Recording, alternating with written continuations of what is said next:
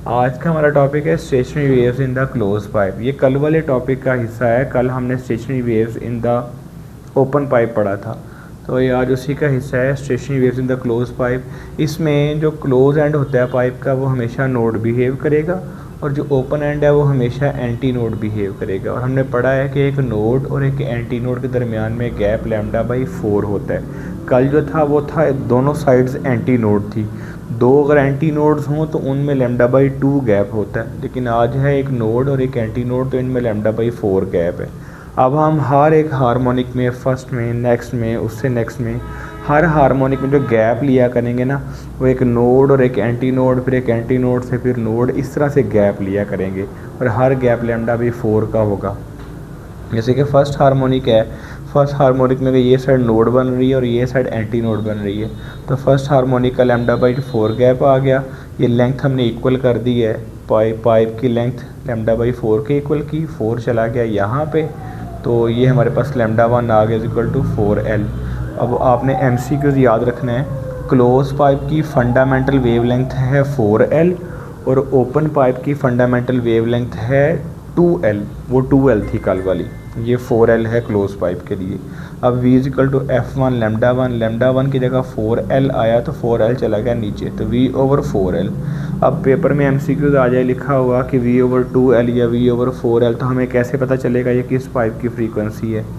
अगर बटे में 4L लिखा हुआ हो तो आप समझ जाएं कि ये क्लोज पाइप की बात कर रहे हैं। अगर डिनोमिनेटर में 2L लिखा हुआ नज़र आए तो फिर वो या ओपन पाइप है या एक स्ट्रिंग की बात कर रहा है। तो 4L डिनोमिनेटर में आए तो ये क्लोज पाइप है। उसके बाद आ गया थर्ड हार्मोनिक।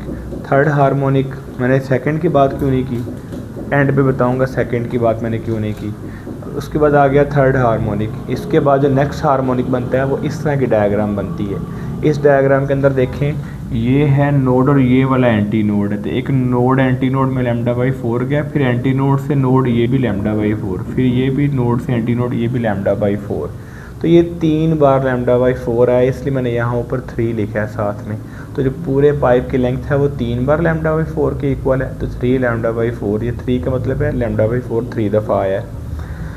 ये 4 चला गया ऊपर और 3 आ गया नीचे, तो 4L/3 ये थर्ड हार्मोनिक की वेवलेंथ है। उसके बाद आगे आ जाएगी V = F λ, वही वाला काम कि लैम्डा की वैल्यू पुट करेंगे, 3 ऊपर चला जाएगा, V/4L F1 की इक्वल है, तो थर्ड हार्मोनिक की फ्रीक्वेंसी आ गई 3F1। ऐसे ही इसके बाद जो डायग्राम बनेगी वो ये है। इसमें फिफ्थ हार्मोनिक में, इसमें भी नोड से एंटी नोड, एंटी नोड से नोड, नोड से एंटी नोड, एंटी नोड से नोड, नोड से एंटी नोड, ये 5 दफ़ा λ/4 बनता है। 5 λ/4 लिख दिया मैंने वहाँ से देख के, तो ये हमारे पास 4 चला गया ऊपर, 5 नीचे आ गया।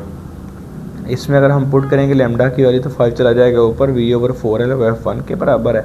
तो यहाँ से हमारे पास बन गई है 5F1 = F5, फिफ्थ हार्मोनिक की फ्रीक्वेंसी। यहाँ से भी अगर nth हार्मोनिक हो हमारे पास, अगर हमारे पास nth हार्मोनिक हो तो वो होगा 4L/n। क्यों भाई, यहाँ 5 तो यहाँ भी 5, यहाँ 3 तो यहाँ भी 3, यहाँ 1 तो यहाँ बटे में भी 1 नहीं होगा। इसी तरह अगर यहाँ n है तो यहाँ भी n है, और यहाँ पे वो फार्मूला जो है, यहाँ 5 तो यहाँ भी 5, यहाँ 3 तो यहाँ भी 3, इस तरह से अगर यहाँ n है तो यहाँ भी n ही आएगा। अब ये n क्या है, n या 1 होगा या होगा 3 होगा या 5 होगा।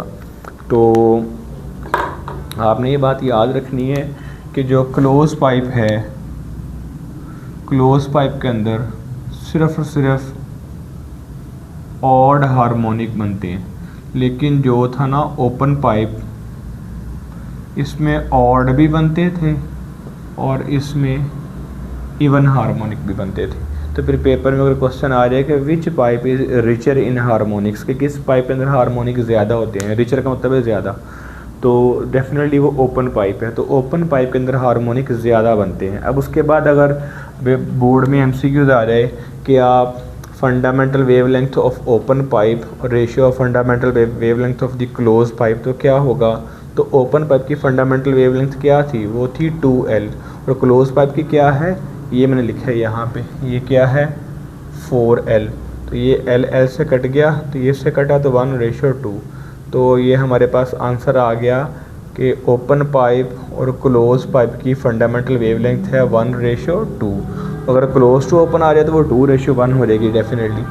अगर यहाँ से क्वेश्चन कर दे कि आप ये बताएं fundamental frequency of open pipe to fundamental frequency of close pipe क्या होगी, तो ओपन पाइप की फ्रीक्वेंसी थी V/2L थी और क्लोज पाइप की है V/4L है।